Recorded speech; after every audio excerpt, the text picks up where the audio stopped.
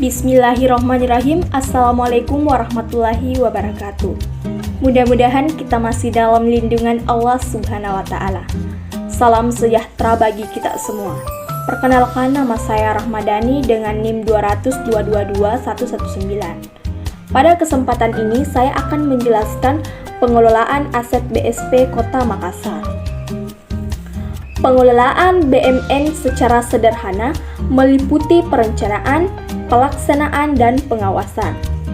Pengelolaan BMN di BPS Kota Makassar dilakukan oleh Subbagian Tata Usaha sebagai pengelola barang di bawah pengawasan Kepala Kantor sebagai kuasa pengguna barang dan sekaligus kuasa pengguna anggaran.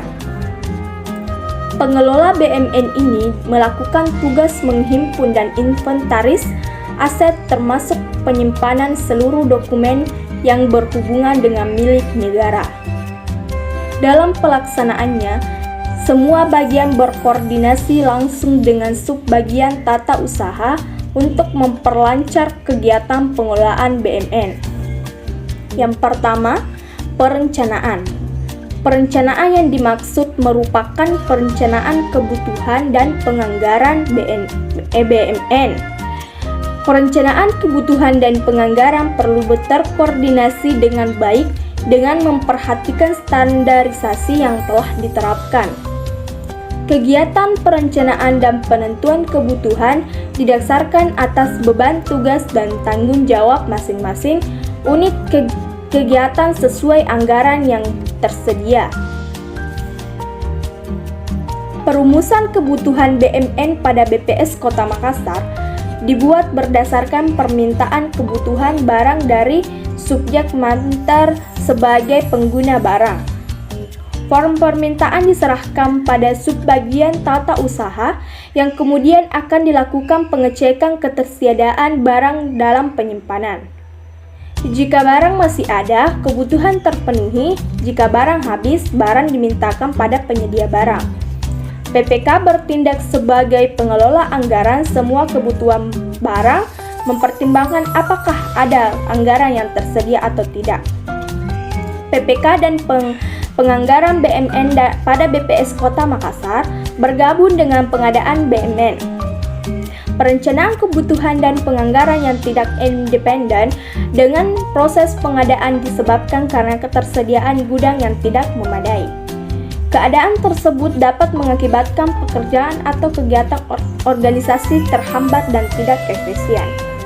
Yang kedua, pengadaan. Pengadaan BMN dilaksanakan oleh Panitia Pengadaan BMN. Panitia ini ditetapkan oleh Kepala Kantor. Panitia pengadaan BMN diadakan hanya jika proyeknya melebihi 200 juta. Jika proyeknya kurang dari 200 juta, pengadaan dilakukan oleh pejabat pengadaan yang telah ditunjuk.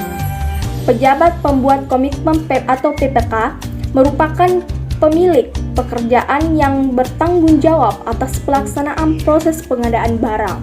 PPK diangkat oleh kuasa pengguna anggaran atau KPA.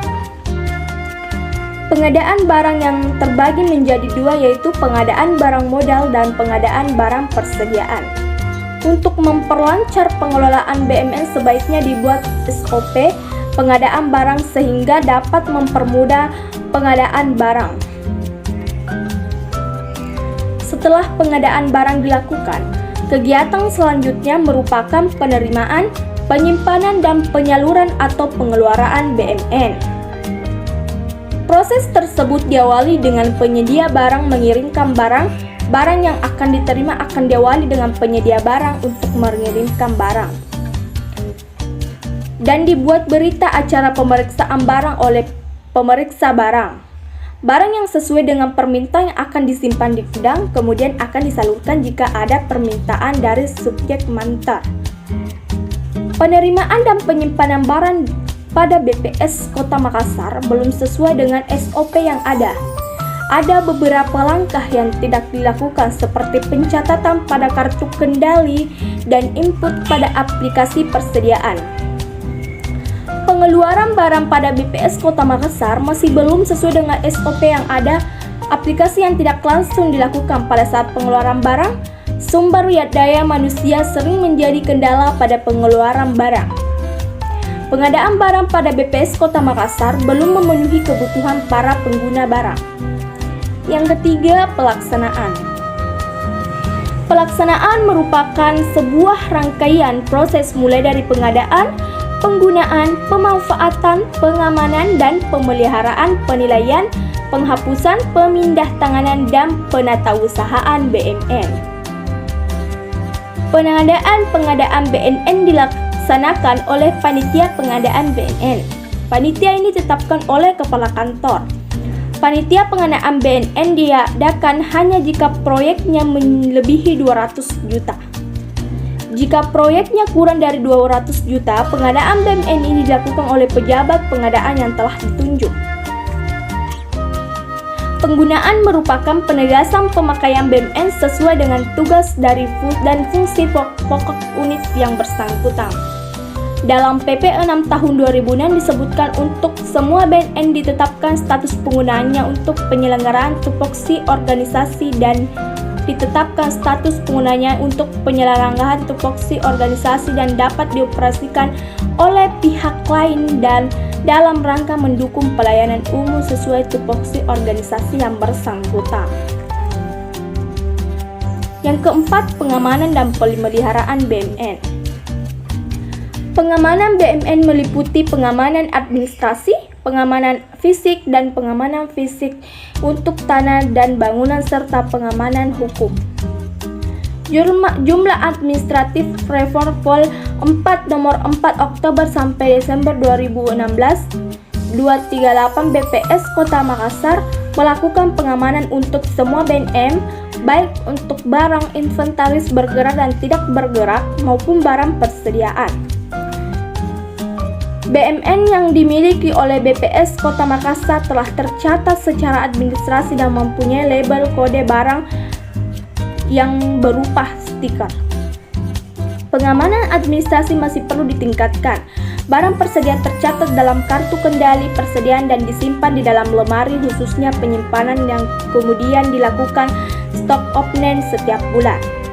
Pengamanan BMN pada BPS Kota Makassar telah mencakup pengamanan administrasi, pengamanan fisik, dan pengamanan hukum. Pengamanan administrasi barang masih perlu ditingkatkan. Pencatatan kartu kendali persediaan barang perlu dilakukan secara rutin. Pemeliharaan BMN pada BPS Kota Makassar tercatat dalam kartu kendali pemeliharaan atau perawatan barang. Pemeliharaan dilakukan jika terjadi kerusakan barang. Semua pegawai sebagai pengguna barang ikut berpartisipasi dalam pengamanan dan pemeliharaan BMN. Yang kelima, penghapusan BMN.